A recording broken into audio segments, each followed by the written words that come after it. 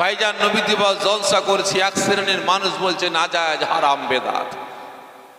কেউ কেউ বলে আমার আব্বা জান, আমার আম্মা জান, আমার ভাই বোনেদের স্মরণে সবরেসানি করব, ইসালে সওয়াব করব, 1 খতম 2 খতম কোরআন পাক তেলাওয়াত করে। এক শ্রেণীর মানুষ বলে এগুলো নাজায়েজ, হারাম, বেদাত। শুধু তাই নয়, এরা আরো বলে এই জলসা তাবারুক খাওয়া শুয়োরের গোশত খাওয়া সমান। জোরে বলুন নাউযুবিল্লাহ মিন যালিক। আউযু বিল্লাহি মিনাশ শাইতানির রাজীম।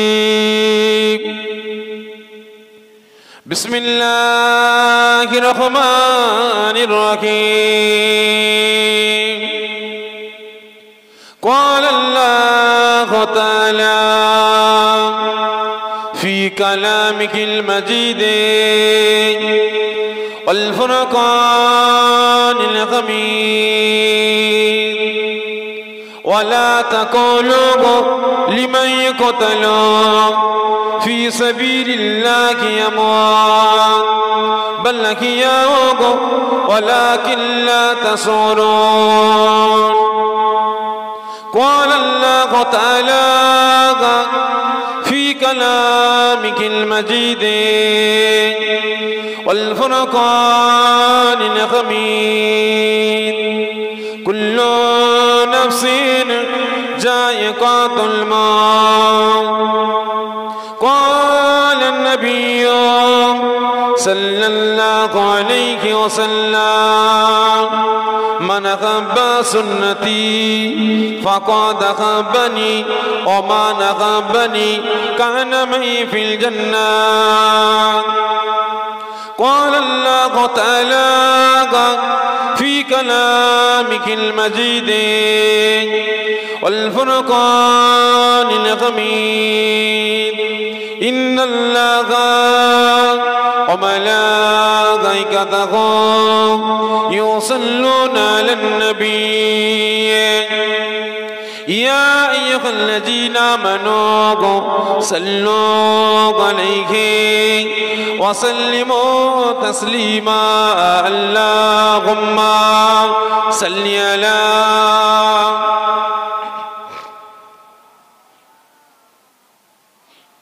علي سيدنا مولانا محمد أرجوني. اللهم صل على مولانا محمد وعلى آله سيدنا. हमें जान दिल से प्यारा मोहम्मद, मुहम्मद की हम गए तुम्हारा मुहम्मद. हमें जान दिल से प्यारा मोहम्मद, मुहम्मद की हम गए तुम्हारा मुहम्मद. जो आँखों में आए थे कब तक रखेगा ए पर्दा हमारा तुम्हारा मुहम्मद. अल्लाहुम्मा सल्ली अला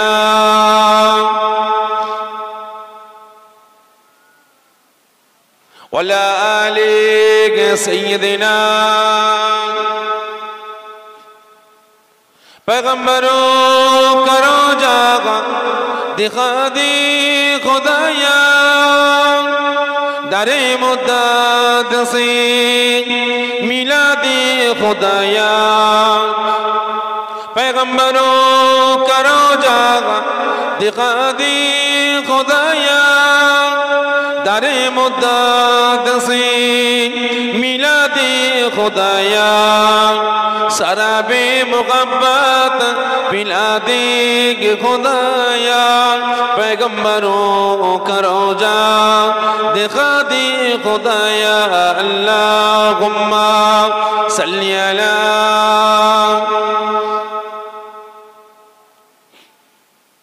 वला आले सय्यदिना. হাসিবি রব্বি জাল্লাল্লাহ। সকলে আমার সঙ্গে সঙ্গে উচ্চ আওয়াজে আল্লাহ পাকের হামদ তারিফ প্রশংসা করুন। কোন আজ আমি আপনি গুনাহগার, ঠিক না বেঠিক?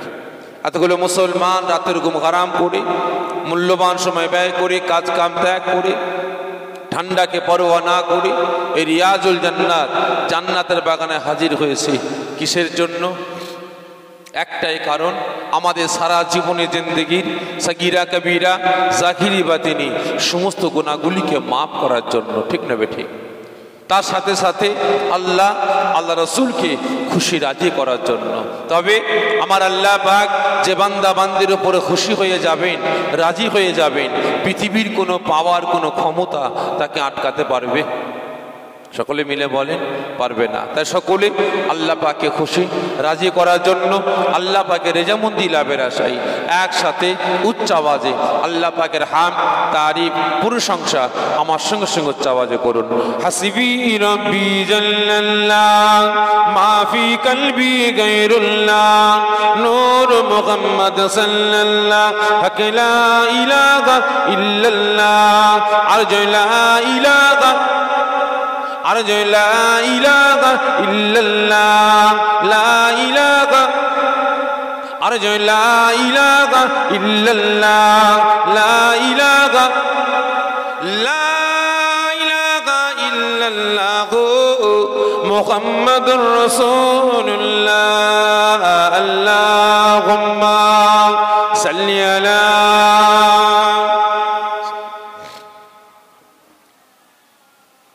ওয়ালা আলি সাইয়্যিদিনা মাওলানা।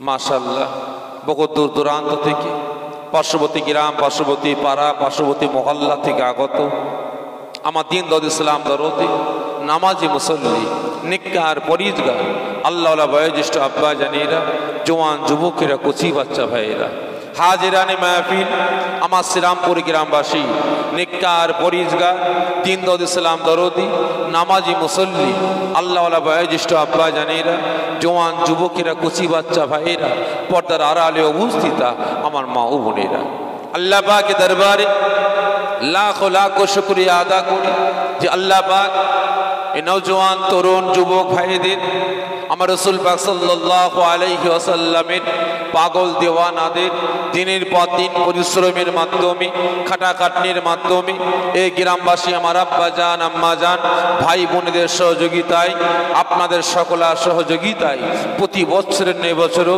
তারা যেমন ইসাল সওয়াব, ঈদে মিলাদুন নবী, বেলাদা শরীফ, বিশ্বনবী দিবস, রাসূল পাক সাল্লাল্লাহু আলাইহি ওয়াসাল্লামের স্মরণ সভা আমার আল্লাহ পাক কায়েম করার তৌফিক দান করেছেন। এজন্য আল্লাহ পাকের দরবারে লাখো লাখো শুকরিয়া আদা করে সকলে জোরে বলেন আল্লাহুম্মা আমিন।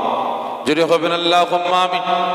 শুধু তাই নয়, আল্লাহ পাকের দরবারে আরেকটা শুকরিয়া আদা করব যে কত আজ আমি আপনি উম্মতে মুহাম্মাদি, আল্লাহ পাকের বান্দা বান্দি, আখিরি জামানা ফিতনার সময় এসে পৌঁছেছি। কি ঠিক না বেঠিক? কারণ আজকের দিনে, বর্তমান দিনে আমার আপনার ইমান, আমল, আকীদা মজবুত করে ধরে রাখাটা বর্তমান দিনে আমার আপনার জন্য খুবই কঠিন, খুবই দুষ্কর হয়ে পড়েছে।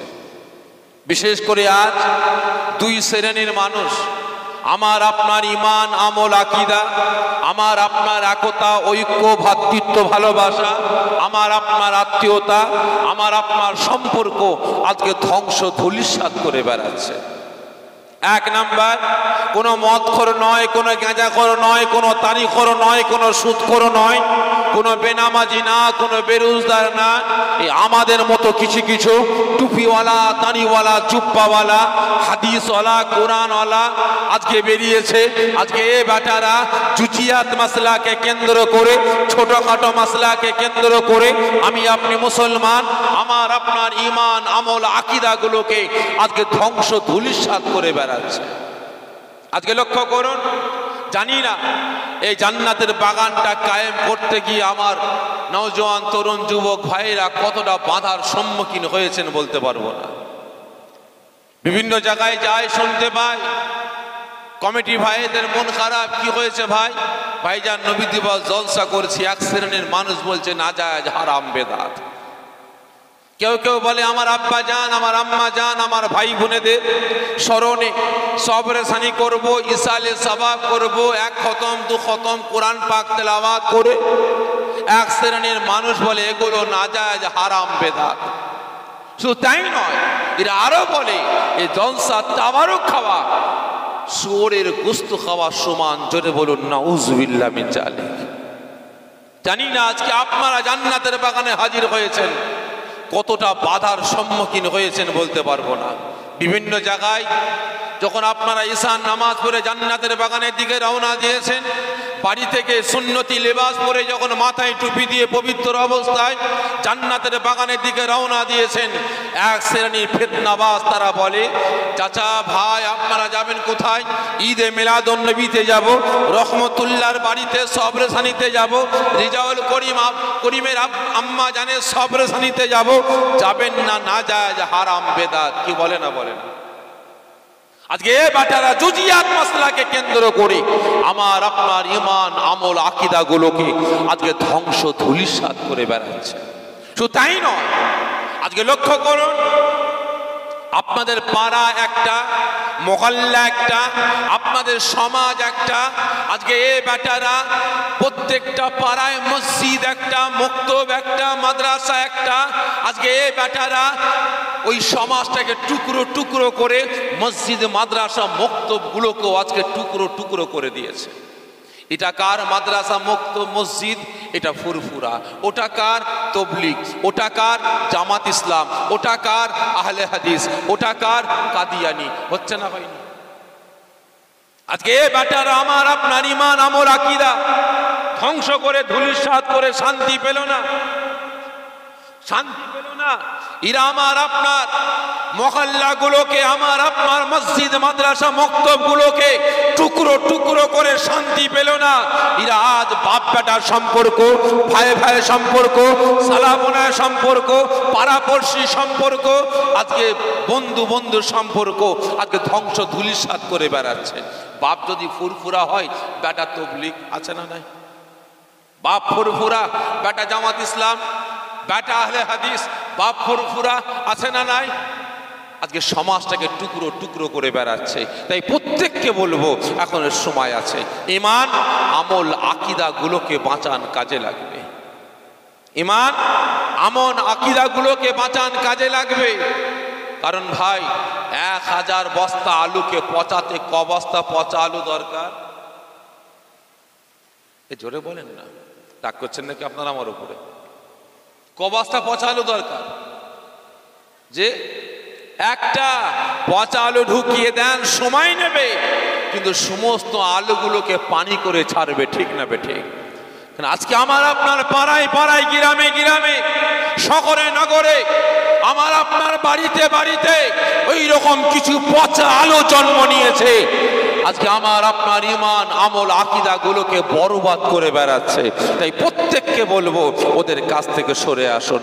দ্বিতীয় নাম্বার, আর এক শ্রেণীর মানুষ বেরিয়েছে, নামটা আছে মুসলমান, সাইনবোর্ডটা আছে মুসলমান, জন্ম নিয়েছে মুসলমানের ঘরে, খেয়েছে মুসলমানের ঘরে, কলেমার ঘরে, লালন পালন হয়েছে ইসলামের ঘরে, দরুদের ঘরে, কুরআনের ঘরে, নামাজের ঘরে, কিন্তু বড় হবার পরে তার আচার আচরণ, ব্যবহার, তার ক্যারেক্টার, চরিত্র, আদর্শটা ইসলামের পক্ষে নাই, শরিয়াতের পক্ষে নাই, কুরআনের পক্ষে নাই। মুসলমানের ঘরে জন্ম নিয়ে মুসলমানের পক্ষে নাই, কুরআনের ঘরে জন্ম নিয়ে কুরআনের পক্ষে নাই, দরুদের ঘরে জন্ম নিয়ে দরুদের ঘরে নাই। তার আচার আচরণ, ব্যবহারটা, তার ভাষাটা বেঈমান বেদিনদের ঘরে। ঠিক না বেঠিক?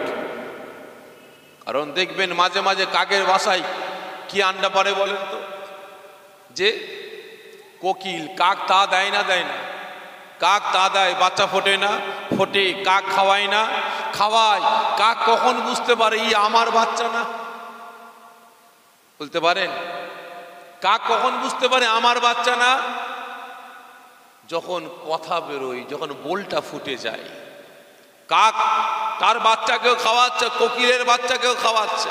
কাক চিন্তা করে, আল্লাহ এত খাওয়ায় বেটাগুলোকে, এই 4-5টা বেটা মোটা সুটা হয়, ই আবার কেমন বাচ্চা হয়েছে, দিনকে দিন রুগা, বেশি করে খাওয়ায়, যত বেশি করে খাওয়ায় সেই রুগা, মোটা আর হয় না।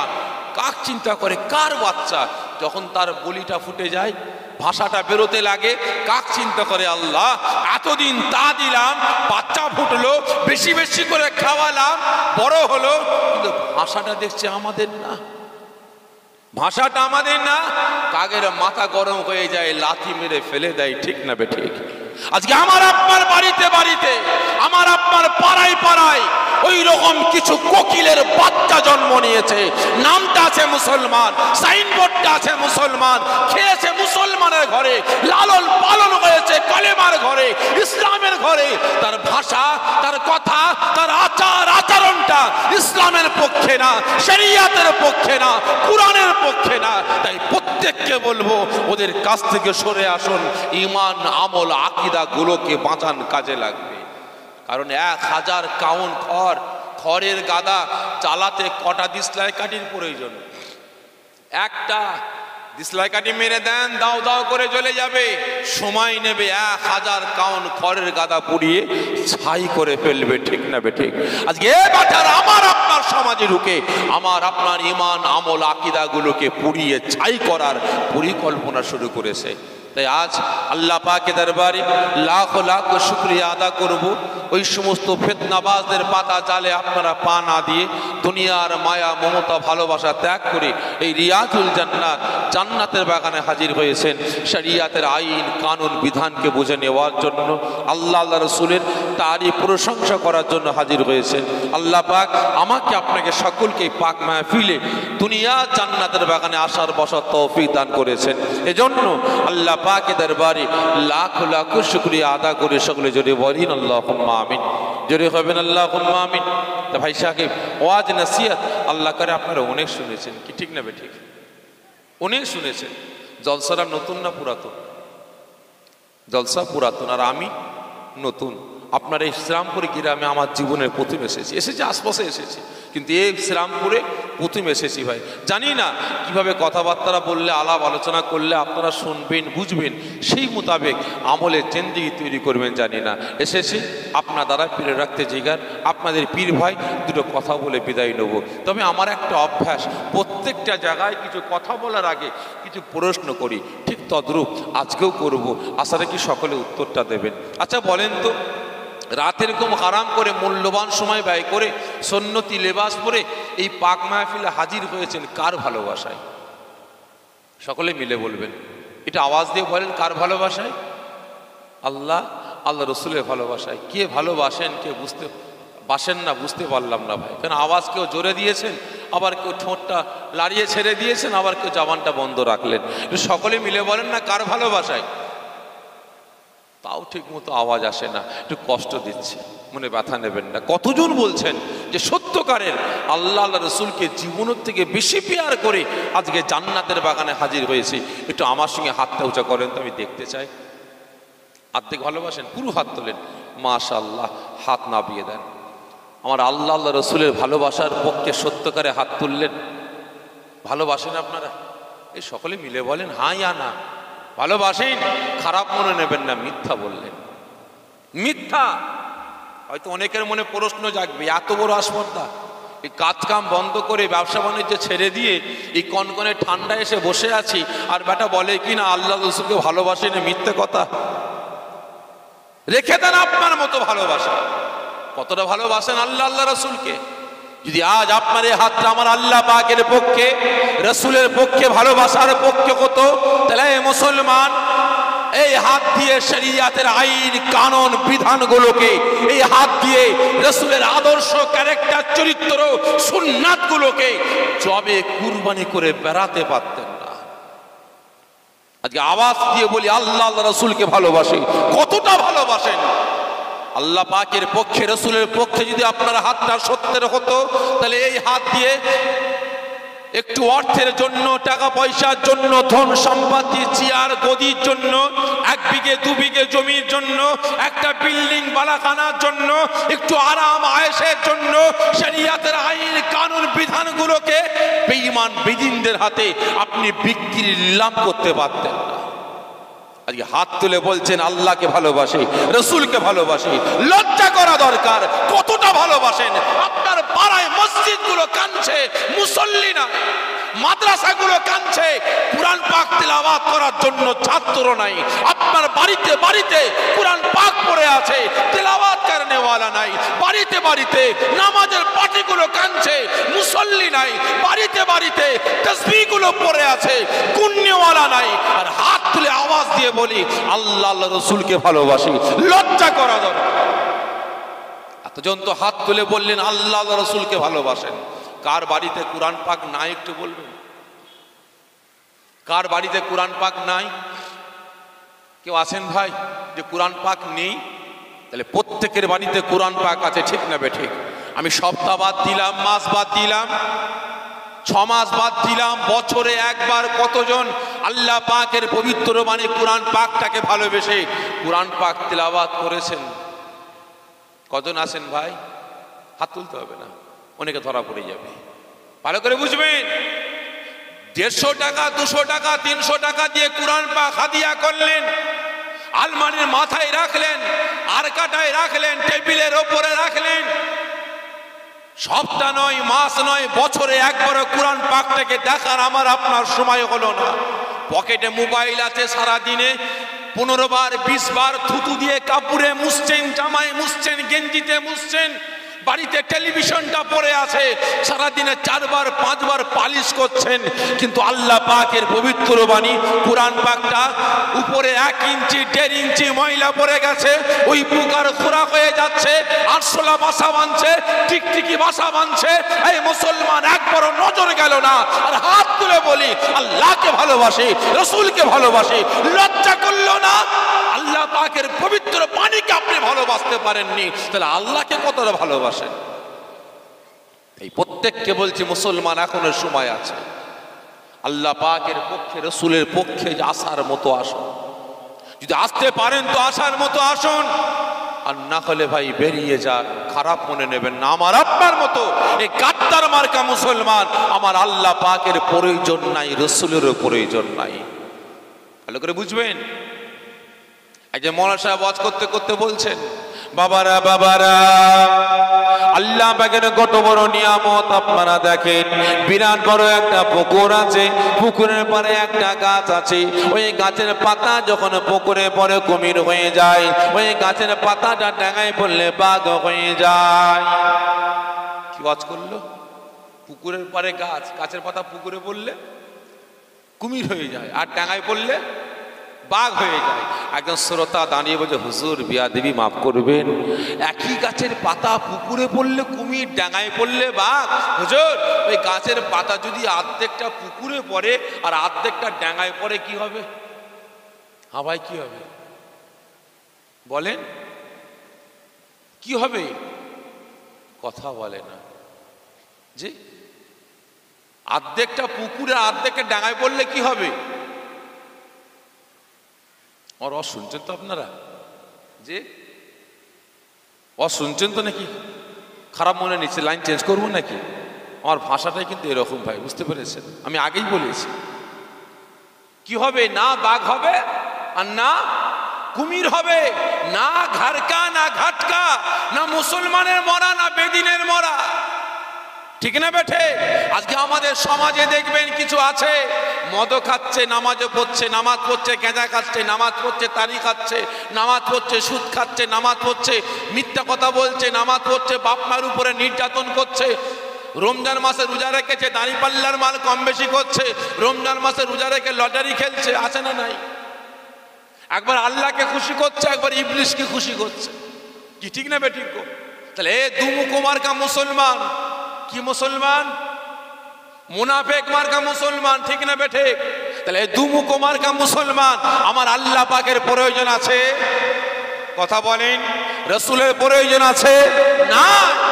প্রত্যেককে বলছি যদি আসার মতো আসতে পারেন তো রসুলের পক্ষে, আল্লাহ পাকের পক্ষে আসুন, আর না হলে বেরিয়ে যান। আমার আপনার মতো নামধারী মুসলমান, আল্লাহ পাকের প্রয়োজন নাই, রসুলের প্রয়োজন নাই।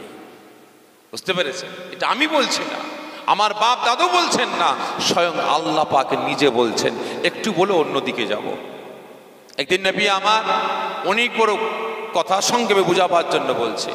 একদিন পাহাড়ি উপত্যকায় একজন বীর পালোয়ানের কাছে গেলেন, তাকে জাহান্নামের আগুন থেকে বাঁচিয়ে জান্নাতে নিয়ে যাওয়ার জন্য।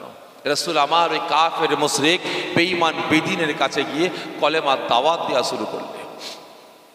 ও আমার ভাইজানেরা, ও নবী পাকের আশিকেরা, ওই সময় আল্লাহ পাকের নবী, আল্লাহ পাকের হাবিব, বাপরা মাগার নবী, এতিম মিসকিন নবী আমার ওই কাফের মুশরিক বেঈমান বেদিনের কাছে গিয়ে কলেমার দাওয়াত দেওয়া শুরু করলেন। ও বাবা রুকানা, বাবা রুকানা, আমি আব্দুল্লাহর বেটা মুহাম্মদ বাবা তোমার কাছে এসেছি বাবা, আমার আল্লাহকে এক আল্লাহ বলে বিশ্বাস করে নাও, আমাকে নবী বলে গ্রহণ করে নাও। আল্লাহ পাক তোমার সারা জীবনের জিন্দেগির গুনাহগুলিকে মাফ করে দেবেন। ওই সময় ওই বীর পালোয়ান কাফের মুশরিক বেঈমান বেদিনটা বলতে লাগে, এ আব্দুল্লাহর বেটা মুহাম্মদ, পালিয়ে যাও, পালিয়ে যাও। কিভাবে এখানে আসলে? তাড়াতাড়ি করে চলে যাও, আমার সাথীরা তোমাকে দেখলে কতল করে ফেলবে, আমার সাথীরা তোমাকে দেখলে এখনই মার্ডার করে ফেলবে। ওই সময় আল্লাহ নবী আওয়াজ দিয়ে বলেছিলেন, ও বাবা রুকানা, আমি আব্দুল্লাহর বেটা মুহাম্মদ বাবা, আমার নসিবে যদি মরণ থাকে আমি রাসূল মরবো, কিন্তু আমি রাসূল এমনি এমনি এখানে আসি না বাবা, আমি রাসূল এসেছি তোমাকে জাহান্নামের আগুন থেকে বাঁচিয়ে জান্নাতে নিয়ে যাওয়ার জন্য। রুকানা নাছোর, মুহাম্মদ চলে যাও, মুহাম্মদ পালিয়ে যাও। রাসূল বারংবার কলেমার দাওয়াত দিচ্ছেন, কলেমার দাওয়াত দিচ্ছেন। ওই সময় রুকানা দেখছে মুহাম্মদ যাবে না, কি করা যাবে? একটু প্যাঁচে ফেলা যাবে। এই আব্দুল্লাহর বেটা মুহাম্মদ, ঠিক আছে, তোমার আল্লাহকে আল্লাহ বলে বিশ্বাস করতে পারি, তোমাকে নবী বলে গ্রহণ করতে পারি, শর্ত আছে। কি শর্ত বাবা রুকানা? শর্তটা হচ্ছে এটাই, আমি রুকানা আমার সঙ্গে লড়াই কুস্তি করতে। মাশাআল্লাহ, মাশাআল্লাহ, আমার সেরি তাজ, আমার নয়নের মণি, আমার পীর তাশরীফ এনেছেন। আপনার খুশি না খুশি? সকলে মিলে বলেন না খুশি তো? সকলে জোরে সোরে তাকবীর, নারে তাকবীর, আরো জোরে নারে তাকবীর। আওলাদে মুজাদ্দিদে জামান, আওলাদে মুজাদ্দিদে জামান জনাব শাহজাহান হুজুর পীর কিবলা, জনাব শাহজাহান হুজুর পীর কিবলা, আমাদের সেরি তাজ, আমাদের নয়নের মণি শাহজাহান হুজুর কিবলা, নারে তাকবীর, নারে তাকবীর। মাশাআল্লাহ, মাশাআল্লাহ, হুজুর কিবলা তাশরীফ এনেছেন, ইনশাআল্লাহ যত সময় তাশরীফ আনবেন। যে কথা বলছিলাম, কি যেন বলছিলাম বলেন তো, বেখেয়াল হয়ে গেছে। যে কাশ্মীর ও ট্রাই করে দেখলাম, দেখো তো এখানে মশালা ঠান্ডা ভালোই পড়েছে, চায়ের দোকানে চলে গেল নাকি না কম্বলের তলায় চলে গেল, ট্রাই করে দেখছি, মনে ব্যথা নেবেন না। তা ভাই ওই সময় রুকানা বলে শর্ত আছে। রাসূল আমার বললেন, বাবা রুকানা কি শর্ত? কি শর্ত? ওই সময় রুকানা বলে, আমার সঙ্গে লড়াই করতে হবে, কুস্তি করতে হবে, আমি রুকানা যদি হেরে যাই তাহলে তোমাকে 200 বকরি দেবো। কত? 200 বকরি। রাসূল আমার সঙ্গে সঙ্গে বলে উঠলেন, বাবা রুকানা, আমি আব্দুল্লাহর বেটা মুহাম্মদ এখানে লড়াই করার জন্য আসেনি, আর তোমার 200 বকরির লোভও এখানে আসেনি। আমি এসেছি বাবা তোমাকে জাহান্নামের আগুন থেকে বাঁচিয়ে জান্নাতে নিয়ে যাওয়ার জন্য। ভালো করে বুঝবেন, রাসূল আমাকে, আপনাকে, আমার, আপনার 14 পুরুষকে জাহান্নামের আগুন থেকে বাঁচিয়ে জান্নাতে নিয়ে যাওয়ার জন্য লড়াই করেছেন, মার খেয়েছেন, লাঞ্ছিত হয়েছেন, অপমানিত হয়েছেন, পদদলিত হয়েছেন। আর আজ আমি আপনি সেই রাসূলের আদর্শ, রাসূলের ক্যারেক্টার, রাসূলের চরিত্র, রাসূলের সুন্নাত গুলোকে একটু অর্থের জন্য বেঈমান বেদিনদের হাতে নিলাম করে বেড়াচ্ছে।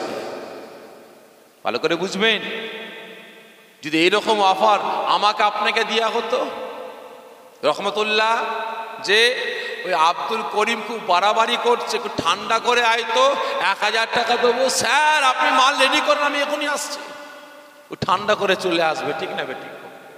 ভালো করে বুঝবেন। আর রাসূল তিনি বললেন, আমি 200 বকরির লোভে আসিনি, এসেছি তোমাকে জাহান্নামের আগুন থেকে বাঁচিয়ে জান্নাতে নিয়ে যাওয়ার জন্য। রুকানা বলে, ওসব জানি না, আমার সঙ্গে লড়াই করতে হবে, কুস্তি করতে হবে। রাসূল চিন্তায় পড়ে গেছেন, আল্লাহ আমি কি করবো, লড়াই করার জন্য তো আসিনি, কুস্তি করার জন্য আসেনি, আল্লাহ আমাকে কোন পাঁচে ফেলে দিয়েছে। রাসূল আমার চিন্তায় পড়ে গেছেন, মাথা নিচু করে ভাবছেন কি করব।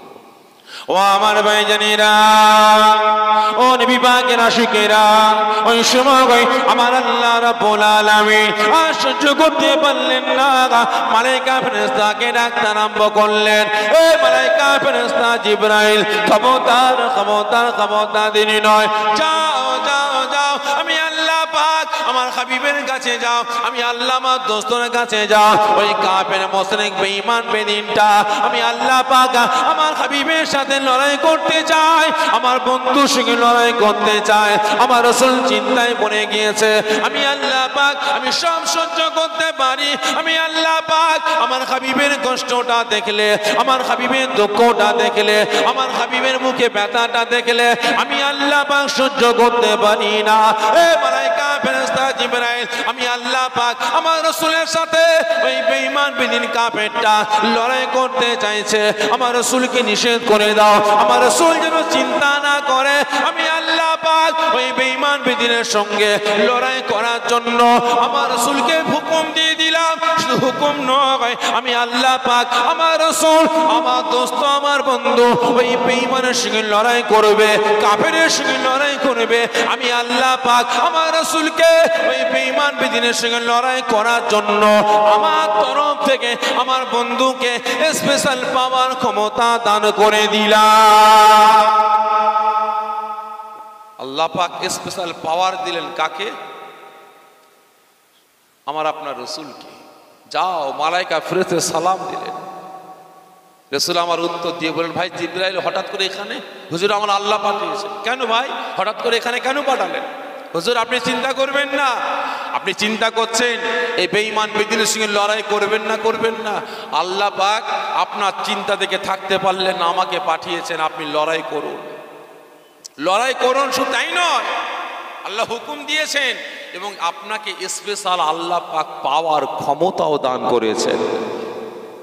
ওই সময় রাসূল আমার বলেন, তাই নাকি? যে হুজুর ঠিক আছে। রাসূল আমার মুচকে মুচকে হাসতে হাসতে রুকানাকে বলে উঠলেন, বাবা রুকানা, তুমি লড়াই করতে চাইছো? হ্যাঁ, আমি রুকানা লড়াই কুস্তি করতে চাই তোমার সাথে। রাসূল আমার বললেন, বাবা রুকানা ঠিক আছে, আমি রাসূল তোমার সঙ্গে লড়াই করব, কুস্তি করব, তবে আমি রাসূল আমারও একটা শর্ত আছে। রুকানার শর্ত দিয়েছে কি?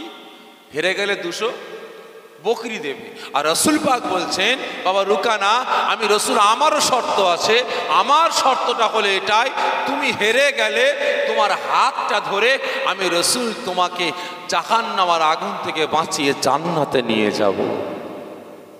ভালো করে বুঝবেন, এখানে এতগুলো মুসলমান বসে আছেন, আপনারা মারামারি করেন না? এই জোরে বলেন না। ঝগড়া করেন না? কিলো কিলো চড়াচড়ি করেন না? এক মুসলমান আর এক মুসলমানের কথা বন্ধ করেন না? এই কথা বলে না, করেন কি না? আচ্ছা বলেন তো, এক মুসলমান আর এক মুসলমানের কথা বন্ধ কতদিন হালাল? যে 3 দিন পরে হারাম কবিরা গুনাহ হবে। তাহলে এবারে বলেন, এক মুসলমান আর এক মুসলমানের কথা বন্ধ করছে কার জন্য? আল্লাহ আল্লাহ রসুলের জন্য। কারণ বন্ধুত্ব হবে কার জন্য? আল্লাহ আল্লাহ রসুলের জন্য। দুশ্মনী হবে কার জন্য? আল্লাহ আল্লাহ রসুলের জন্য। কথা বন্ধ হবে কার জন্য? আল্লাহ আল্লাহ রসুলের জন্য। ঠিক না বেঠিক?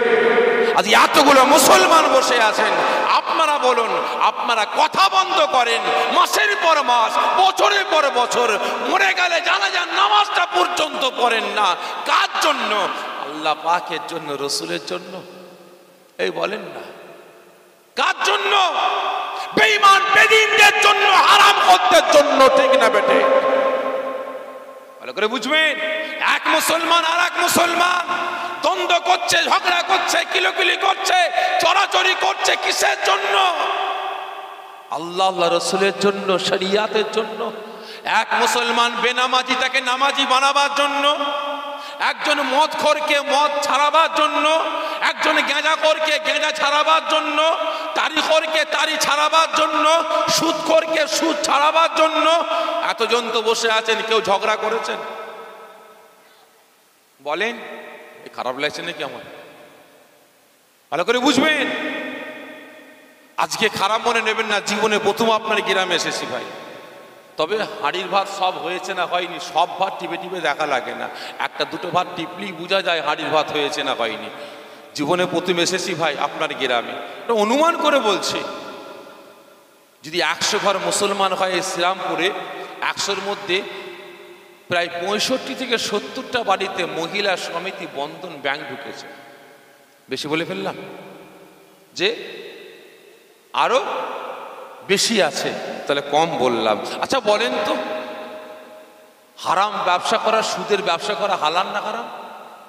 যে হারাম, পরে মেরে খাওয়া, পরে ঝেড়ে খাওয়া, পরে লুটে খাওয়া, লটারি খেলে টাকা ইনকাম করা, গরিবের মাল আত্মসাৎ করে খাওয়া, এগুলো হালাল না হারাম?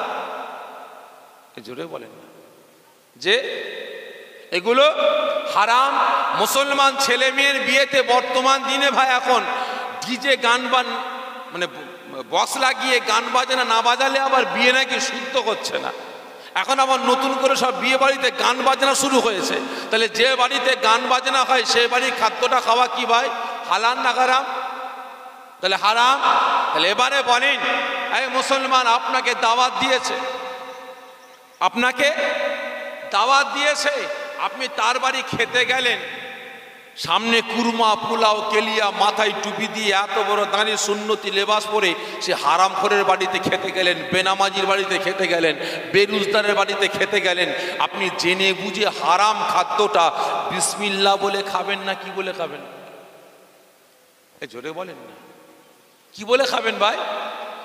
রাগ করছেন নাকি আপনারা আমার উপরে? এটা উত্তর দেন না, কি বলে খাবেন? নাউজুবিল্লাহ। জি, তাহলে বিসমিল্লাহ বলে খাবেন। তাহলে এবারে বলেন, ওই হারাম খাদ্যটা বিসমিল্লাহ বলে খেলে ঈমান থাকবে না যাবে?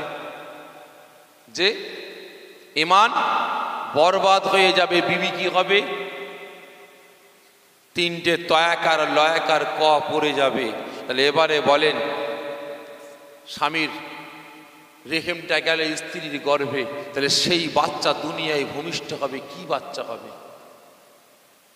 বলে? কি বাচ্চা হবে? জারক সন্তান। তাহলে সেই বাচ্চা দুনিয়ায় ভূমিষ্ঠ হয়ে মসজিদে যাবে না মেলায় যাবে? মেলায় যাবে। সেই বাচ্চা দুনিয়ায় ভূমিষ্ঠ হয়ে মসজিদে যাবে না গান বাজনার দিকে যাবে? সেই বাচ্চা দুনিয়ায় ভূমিষ্ঠ হয়ে জান্নাতের বাগানে বসবে না মেলায় ঘুরবে? এই জোরে বলেন, মেলাতে ঘুরবে। এই প্রত্যেককে বলছি, মুসলমান এখনো সময় আছে, বুঝার চেষ্টা করেন। ঈমান, আমল, আকীদাগুলোকে বাঁচাবার চেষ্টা করেন। আজকের দিনে, বর্তমান দিনে মুসলমান এতটা শরিয়াতের গালিজ কাজের দিকে নেমে যাচ্ছে কেন? বাজে কাজের দিকে নেমে যাচ্ছে কেন? কারণটা হচ্ছে একটাই, আমাদের মুখটা ভালো নাই, পেটটা ভালো নাই। ঠিক না বেঠিক?